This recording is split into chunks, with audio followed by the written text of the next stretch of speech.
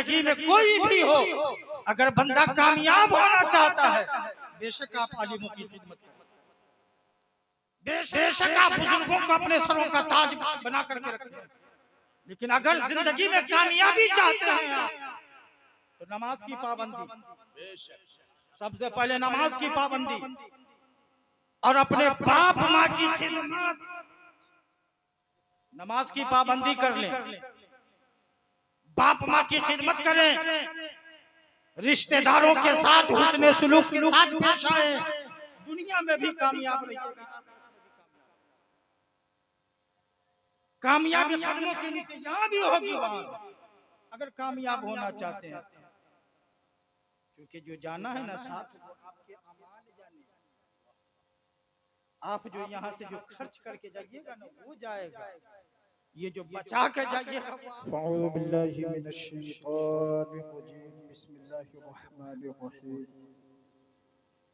अल्लज़ी खलक़ल मौता वल हयाता लियब्लुवकुम अय्युकुम अहसनु अमला। आमन्तु बिल्लाहि सदक़ल्लाहुल अज़ीम व सदक़ रसूलुहुन नबियुल करीम व नहनु अला ज़ालिका लमिनश शाहिदीन व शाकिरीन व ज़ाकिरीन वल आमिनीन वल्हम्दुलिल्लाहि रब्बिल आलमीन। आइए हम तमामी हज़रात मिलकर इंतहाई खुलूस व अक़ीदत व मोहब्बत के साथ आक़ाए नामदार मदीने के ताजदार सय्यदी अबरार व अख़यार दोनों आलम के मालिक व मुख्तार चारा साज़े दरमंदा से बेकसा से जाहिला मकाम जनाब अहमद मुजतबा मोहम्मद मुस्तफ़ा सल्लल्लाहु तआला अलैहि वसल्लम की बारगाह मोहब्बत में दुरूद पाक पढ़ लें। अल्लाहुम्मा सल्लि अला सय्यदना शफ़ीअना हबीबना करीमना मौलाना मौलाना मुहम्मद बारिक वसल्लम सल्लल्लाहु अलैहि सलातो व सलाम अलैहि सल्लल्लाहु तआला अलैहि वसल्लम। हज़रात मोहतरम, शायर कहता है, सामने सीरते मुस्तफ़ा, सामने सीरते मुस्तफ़ा, दर्स है रहबरी के लिए। सामने सीरते मुस्तफ़ा, दर्स है रहबरी के लिए। फिर हमें और क्या चाहिए दोस्तों जिंदगी के लिए। फिर हमें और क्या चाहिए दोस्तों जिंदगी के लिए। और कर यकीन तू मेरी बात पर, कर यकीन तू मेरी बात पर, कैसा होगा अंधेरा वो घर। कर यकीन तू मेरी बात पर, कैसा होगा अंधेरा वो घर। आ ही जाएंगे खैरुल बशर कब्र में रोशनी के लिए। आ ही जाएंगे खैरुल बशर कब्र में रोशनी के लिए। और हाथ आने को कुछ भी नहीं, बस मिलेगी तो दो गज ज़मीन। हाथ आने को कुछ भी नहीं, बस मिलेगी तो दो गज ज़मीन। जान फिर क्यों परेशान है आदमी आदमी के लिए। जान फिर क्यों परेशान है आदमी आदमी के लिए। हज़रात मोहतरम, खुतबे मसनूना के बाद जिस आयत करीमा की तिलावत का शर्फ हासिल किया, अल्लाह पाक जल्ल मजदहुल करीम कुरान मुक़द्दस के अंदर इरशाद फरमाता है, अल्लज़ी खलक़ल मौता वल हयाता लियब्लुवकुम अय्युकुम अहसनु अमला। जिसका तर्जुमा यह है कि वो जिसने मौत और जिंदगी को पैदा किया। हज़रात मोहतरम, अल्लाह पाक ने मौत और जिंदगी को पैदा किया। क्यों पैदा किया? अगर जब रब ने जिंदगी को पैदा किया तो फिर मौत पैदा करने की क्या जरूरत? और जब अल्लाह पाक ने मौत ही को पैदा करना मकसद था, तो फिर जिंदगी क्यों अता किया रब कदीर ने? तो आगे रब कदीर इरशाद फरमाता है कि वो जिसने मौत और जिंदगी को पैदा किया ना, ताकि तुम्हें जांचा जाए, परखा जाए, तुम्हारा इम्तिहान लिया जाए। क्यों? तुम में से किसके अमाल बेहतर है, किसका अमल अच्छा है।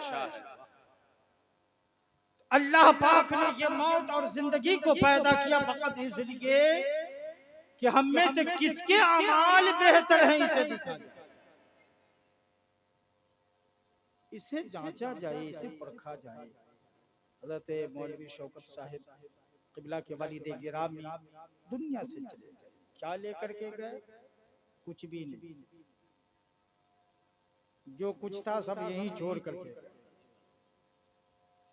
जो लोग भी उनके जनाजे में शामिल हुए, क्या किए? उन्हें उठा करके कब्रिस्तान तक पहुंचा दिया। नारे तकबीर, नारे रिसालत, नारे रिसालत। उलमाए अहले सुन्नत हजरत अल्लामा अफजल हुसैन साहब मिसबाही, नारे तकबीर, नारे रिसालत। देखिए हजरत की तशरीफ बस जल्दी से समझिए। जो लोग जनाजे की नमाज में आए, उठा करके कब्रिस्तान ले गए, कब्र में डाल दिया, तख्ते बराबर करके मिट्टी डाल करके फातिहा दुआए मग़फ़िरत वगैरह पढ़ के चले आए वापस। साथ तो कोई नहीं गया। फिर मरते किस लिए? इस दुनिया में झगड़ा किस लिए? बंदा नमाज भी पढ़ता, बंदा नमाज भी पढ़ता, फजर की नमाज में भी रहेगा, कुरान की तिलावत भी बंदा करता। और जब सुबह में उठने के बाद कोदाल लेकर के खेत में गया तो एक बिता आरी भी छांटता। ये तो इंसान की फितरत, ये तो हमारी आदत बनी हुई है। नमाज भी पढ़ते हैं, जानवर के लिए गए, चारा काटने के लिए, लाने के लिए घास फूस, तो दूसरे में से एक पाजा काट करके यही हमारे आमाल ले आए काट करके। हम जेब में पैसा होता है, अगर कोई इंसान दरवाजे पर आ गया, अगर 2-4 रुपया मांगने के लिए, तो कहते हैं माफ कीजिए, आगे बढ़ी देंगे। आइए नहीं, इसलिए क्या लेकर के जाना? कुछ भी नहीं, सब यही का यही पड़ा रह जाएगा। और खास तौर पर था ये अहले सुन्नत वल जमात का अफराद, इतने पक्के नमाज़ी हैं। क्या कहना है, नमाज पढ़ते नहीं, झूठ बोलने में सबसे आगे। हाँ जुम्मा करती है, जुम्मे के रोज जाते हैं, जुम्मे वाली नमाज, इतना तो कर सकते। लिल्लाह अपने आप पे रहम। और सोचो लेके जाओगे क्या? ये बेईमानी किसके लिए? ये चोरी किया किसके लिए? इस औलाद के लिए। वो शायर ने बहुत पहले कहा था कि धन दौलत नाती पोता क्या, एक दिन का काम ना आएगा। धन दौलत नाती पोता क्या, एक दिन का काम ना आएगा। सब ठाठ पड़ा रह जाएगा जब लाद चलेगा। सब ठाठ पड़ा रह जाएगा जब लाद चलेगा बंजारा। मुसलमानों होश के नाखून चलें। जब तक बाप हयात से रहता है, एक गिलास पानी को देने के लिए तैयार नहीं। अगर बाहर के आलिम साहब आ जाए तो बाल्टी का बाल्टी पानी देगा, लेकिन अगर बाप कह दे कि एक बाल्टी पानी भर के लाओ, बुढ़ा को कुछ दिखाई नहीं देता। आप नहीं ले सकते, अपने से ले लीजिए ना। क्या कह रहे हो यार? कहाँ हो? हजरत बचावेंगे नहीं, जितना करना है कर लो। जाने के बाद वो कुटाई पिसाई हो। बाप से आज तक कोई नहीं कहता है कि हुजूर हमारे लिए दुआ कीजिए, परेशानी कारोबार में नुकसान है, बाप से नहीं कहता दुआ करने के लिए, माँ से नहीं कहता दुआ करने के लिए। हजरत मुअज्जल साहब, कारोबार में परेशानी है, काम नहीं चल रहा है, दुकान मंदा बना हुआ है, जरा दुआ कर दीजिए। इनकी दुआ, जिनकी दुआ कबूल होनी है उनसे तो करवा नहीं रहे हो। क्या बात। याद रखें, आप नमाज पढ़ें, रोजा रखें, ज़कात दे, हज करें, अतियात सदकात सब करें, अगर बाप को लतियाते हैं ना तो बचाने वाले बचने को है नहीं। फिर अगर जिंदगी में कोई भी हो, अगर बंदा कामयाब होना चाहता है, बेशक आप आलिमों की खिदमत करें, बेशक आप बुजुर्गों को अपने सरों का ताज बना करके रखें, लेकिन अगर जिंदगी में कामयाबी चाहते हैं आप, तो नमाज की पाबंदी, सबसे पहले नमाज की पाबंदी और अपने बाप माँ की खिदमत। ये पहले नमाज की पाबंदी कर लें, बाप माँ की खिदमत करें, रिश्तेदारों के साथ हुस्ने सुलूक के साथ पेश आए, दुनिया में भी कामयाब रहिएगा।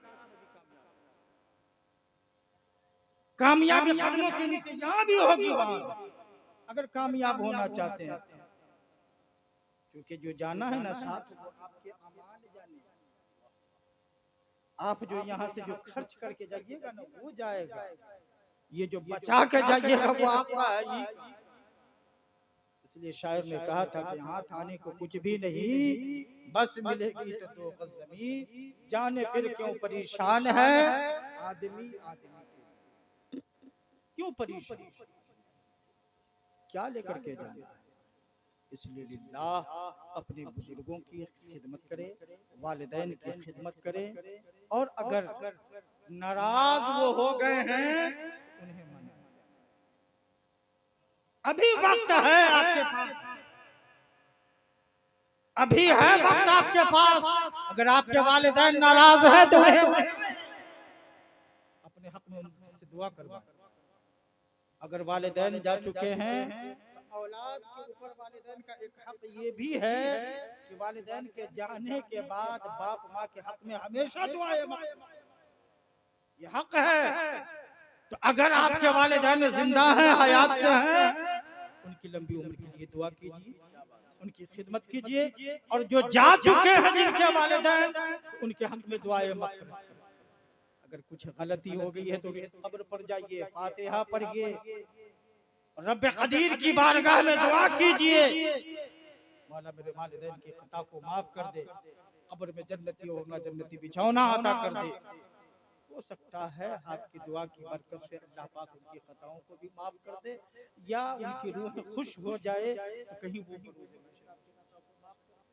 अल्लाह पाक हम लोगों को सुनने से ज्यादा अमल करने की तौफीक अता फरमाए। तमाम जो कुछ बयान हुआ वगाज़ बात था, अस्तग़फिरुल्लाह रब्बी मिन कुल्लि ज़ंबि व तूबु इलैहि, ला इलाहा इल्लल्लाहु मुहम्मदुर रसूलुल्लाह सल्लल्लाहु अलैहि वसल्लम। अस्सलामु अलैकुम।